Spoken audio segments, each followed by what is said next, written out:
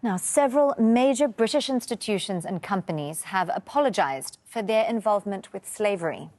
The Church of England says its links to the slave trade in the 18th and 19th century were a source of shame. New analysis by University College London found nearly 100 clergymen benefited. 10 former governors and directors of the Bank of England have also been named in that report. The bank called the trade an unacceptable part of British history and vowed not to display images of the senior figures involved. Insurance giant Lloyd's of London and pub chain Greene King also made similar pledges. The firms say they'll fund projects to provide opportunities for minorities. But a regional alliance of Caribbean countries says apologies are not enough. It's calling on British institutions, as well as other former colonial powers, to pay for development in the Caribbean. Well, now let's bring in Hilary Beckles from Kingston in Jamaica. He's the chairman of the Caribbean Community Reparations Commission. So, Beckles, thank you so much for joining us today. Let me start by asking you how you feel about this apology. Well, first of all, I would say that this is a process that has been evolving gradually, but is now gaining momentum in this 21st century, which we had, in a sense, predicted it would, given the logic within the world in respect to how to treat historical crimes, slavery through to this 21st century moment. So, in a sense, it is really consistent with an evolving sense of consciousness about the crimes that were committed in the era of colonial empire building. I know that you've been pushing for reparations. Talk me through the kinds of reparations you'd like to see and how you think they could realistically be rolled out. Well, again, let us historicize for just a moment.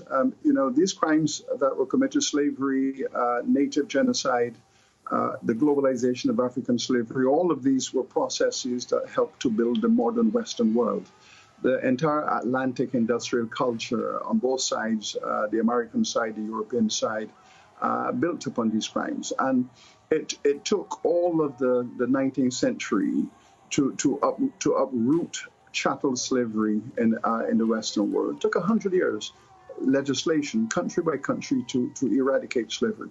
Then it took us all of the 20th century to bring civil rights and human rights and legislation to the black people across the Atlantic world.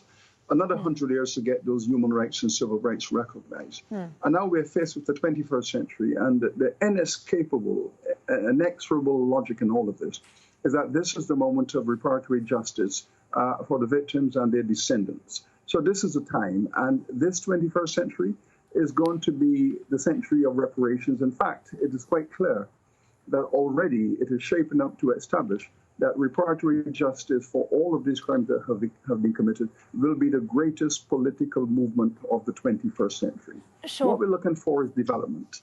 We're looking for development. We're saying that all of the damage that has been done to the African peoples and their descendants, the empires have collapsed and have left them in poverty, have left them in destitution.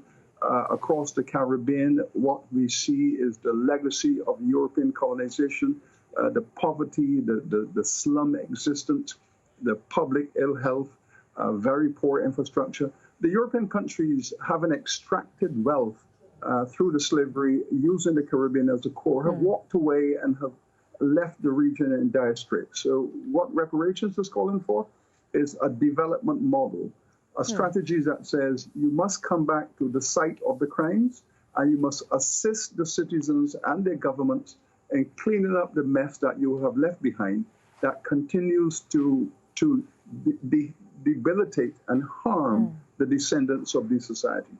Well, this all clearly goes beyond apologies and beyond money, but is about trying to build racial cohesion in the societies that we live in now. What would you say to those arguing that holding on to historical grievances really can create more division today? The consequences and the legacies of slavery and colonization are debilitating all around us in these societies that were built upon this foundation. You made reference, for example, to the Bank of England. The Bank of England was established in 1694 to regulate all of the cash that was flowing into Britain as a result of the slave trade. And it was thought necessary to coordinate a national banking system. This was put in place because of the tremendous wealth from the slave trade that was poured into the country.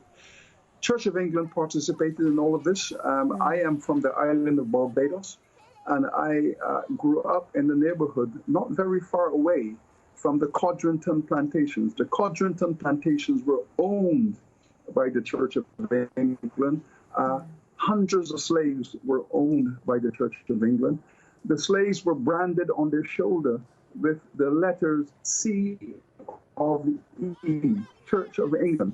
And the Church of England was one of the major owners of enslaved peoples. And the profits out of the plantations and the slave plantations owned by the Church of England, those profits were sent back to the bishops of London, and they used that cash to build churches, provincial churches all over England. Then, of course, Lloyd's of London. Slavery and the slave trade could not have continued for 200 to 300 years without a very sophisticated banking system, a sophisticated system of insurance.